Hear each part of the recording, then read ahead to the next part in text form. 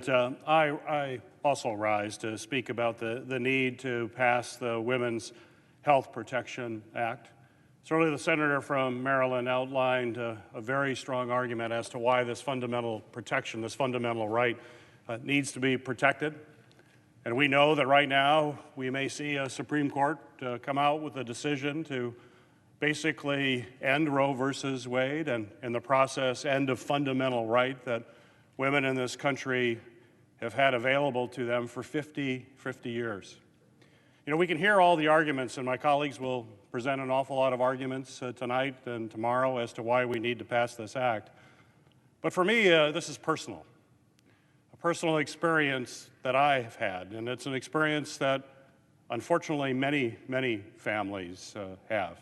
In fact, as I've shared this story, I've been really overwhelmed by people reaching out to me and saying that they too had a very similar story, and how me talking about it brought out their willingness to share the experience as well. And in addition to that, they understand how important it is that we protect Roe versus Wade and we protect the right for women to make critical decisions for themselves along with their doctor and not have politics interfere with those decisions. So my story involves my first wife. When she was pregnant with a child that we very much wanted. We're looking forward to have a second child. And then into the fourth month, towards the end of the fourth month, her water broke. Clearly a very dangerous situation. She went to go see her physician. Her physician examined her and said, with this water breaking, the amniotic fluid has now left the uterus. There's no way the baby can survive in this situation. But he examined her. There was a very faint heartbeat. So he says, there's a faint heartbeat here, but there's no way this baby's going to survive. He goes, what I think will happen is you're going to have a miscarriage. So go home tonight, and you'll have a miscarriage, and then come in and see me tomorrow. Well, you can imagine the anguish, the horrible evening, and the despair that she was in and I was in. It was a long night. The next morning, nothing happened. She went back to the physician. We went back to the physician. He examined her again and said, well, I'm really surprised. I don't know why you didn't miscarry, because it's clear that there's no way this baby can survive in this situation. The amniotic fluid is gone. The cushion is gone. But he goes, I don't think I can do anything because there's still a faint heartbeat here. I don't know why there's still a faint heartbeat. So go home again tonight. I think tonight's going to be the night you have a miscarriage. We went back again. It didn't happen. Another horrible night. Horrible. The mental anguish is intense, and families who've gone through this know exactly what I'm talking about. We went the next day. Again, he examined her. He goes, I can't understand this. He goes, this is going on. I'm really worried that there's going to be an infection here. There isn't the protection there. That you could go into septic shock, and your health is definitely endangered here. Again, the baby can't survive. In fact, without the amniotic fluid and the cushion, the baby could lose its limbs, and horrible, nightmarish kind of thoughts in our mind. So he says, I'm going to go to the hospital, and I'm going to say, even though there's a faint heartbeat, this is a medical necessity, that we have to do DNC abortion here to protect your health and potentially your life if we don't take care of this. So I'll go to the hospital, go home, and I'll call you, let you know when I can bring you in.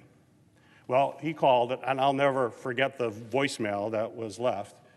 He goes, I'm really sorry to say this. I went to the hospital board. I explained the medical necessity here. I understand what you're going through, how we have to take care of this because it could clearly be a serious situation if you go into septic shock.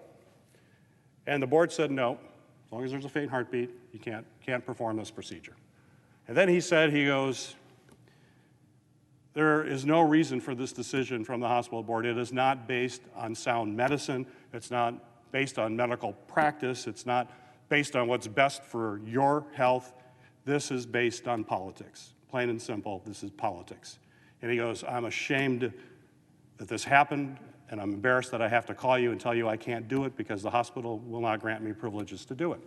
So he says, my advice to you is find a doctor now, immediately, that can take care of this procedure. Well, you can imagine how scaring that is, how frightening that is, and what we're going through. Like, who do we call in that situation? Now, we were fortunate in the fact that we had a friend who was a hospital administrator at another hospital, and he got us in to see the gynecologist, OBGYN at the hospital to examine her. We went in there, and he examined her, and he said, oh my gosh, I have to do this procedure now. There is no more time. This is getting incredibly dangerous. We have to do the DNC abortion. He said, you're about to go, the infection is starting. It's going to go worse. If I don't do this quickly, you're going to lose your uterus. And if we don't do it quickly, you could very well lose your life with the infection that can occur here. So he immediately performed the procedure.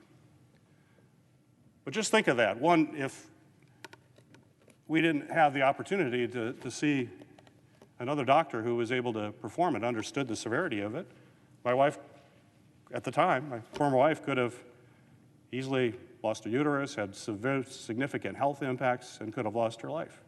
And it just kept ringing in my mind what that doctor said. This is about politics. This is not about what's good medical practice. This is not about caring about someone's health and caring about their life. It was about politics. And that is why we have to protect Roe versus Wade. We have to protect the right for women to control their bodies, to control their reproductive health. It cannot be a decision made by politicians here in this body or other places. And this is a real situation that families face. As I mentioned, the outpouring of folks who have come to me that had similar situations.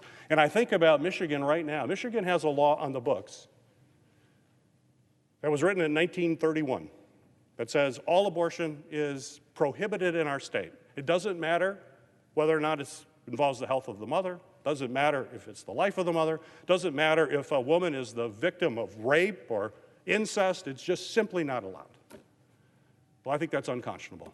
And that's what will happen. It's a real life situation that could happen if the court decides to go forward and reverse Roe versus Wade.